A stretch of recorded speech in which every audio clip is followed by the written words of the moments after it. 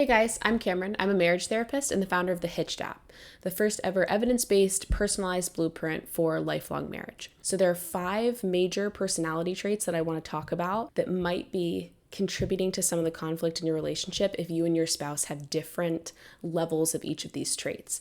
And if you want to find out your exact score in each of the traits, I'm putting a link in the description of this video so you can go take that assessment and have your spouse do the same thing. That way, when you guys go on this first date and talk about your personalities, you can actually have numbers to show the differences. Okay, so the big 5 personality traits are openness to experience, conscientiousness, extroversion, agreeableness, and neuroticism. So the first one, openness to experience, that has to do with how much you like new things. Do you like going to new places? Do you like experiencing new things? Do you like trying new foods, talking to new people?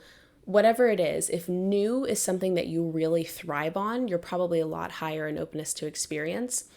In addition to if you really like working with abstract ideas, you're very creative, you like intellectual concepts. Whereas on the other hand, if you're lower in openness to experience, you probably prefer predictability, stability, tradition. You probably really value how things have always been done, whether it's the tradition of your culture, community, or your country, or just how you have always done things. You probably like doing the same things or the same hobbies or spending time with the same people that you've always been with. That just gives you more confidence and you're more comfortable with that. Next is conscientiousness. So someone high in conscientiousness, they're very driven, they're very goal directed. Everything they do in their life is driven towards the next goal they have, and as soon as they accomplish that goal, they're on to the next one.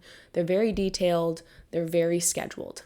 Whereas if you're much lower in conscientiousness, you come across as more laid back, more easygoing, go with the flow. You care less about jumping from goal to goal and accomplishing things in a very timely manner.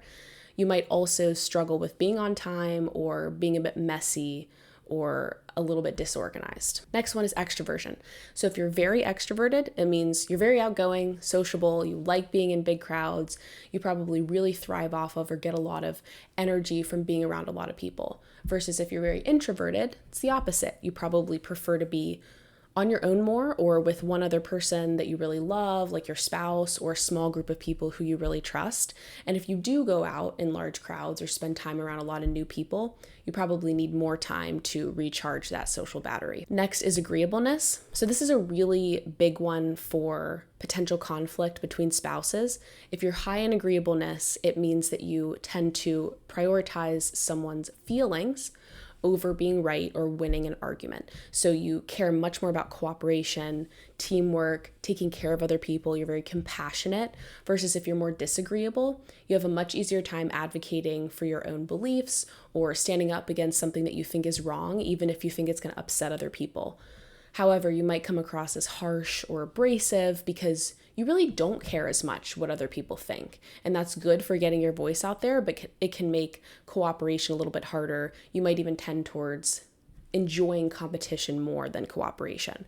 So if you have in your marriage someone who's more agreeable and the other person's more disagreeable, you can really butt heads at times in discussions because you guys have different goals. One person wants to cooperate, the other person wants to compete more. And lastly, neuroticism. So someone who's really high in neuroticism is going to experience a lot more negative emotion because their threat detection system or their sensitivity to potential threats in their environment it's a lot more sensitive.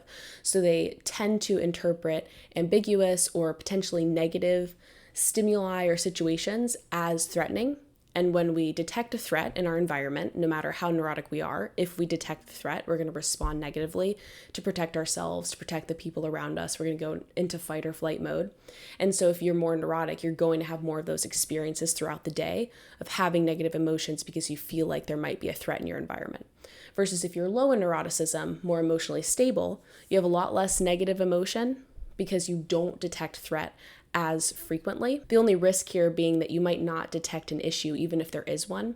So in a relationship, if you're more neurotic than your spouse, for example, you'll probably feel like there's a lot more issues in the relationship than your spouse does.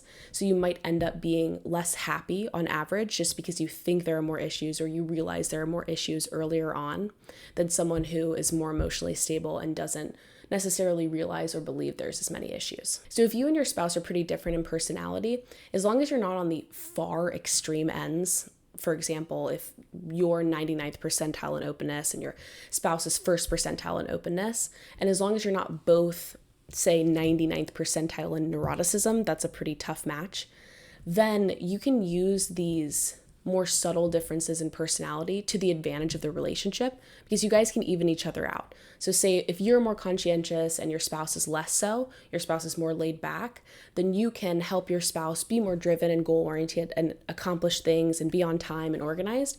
And your spouse can help you chill out a little bit on the weekends, for example, or when you guys are hanging out with your kids or whatever it may be. You guys can balance each other out.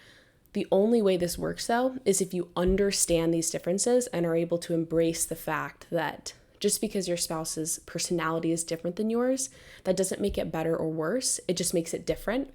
And when you guys come together in the relationship and embrace those differences, the relationship itself could be a lot stronger than either of you would be on your own.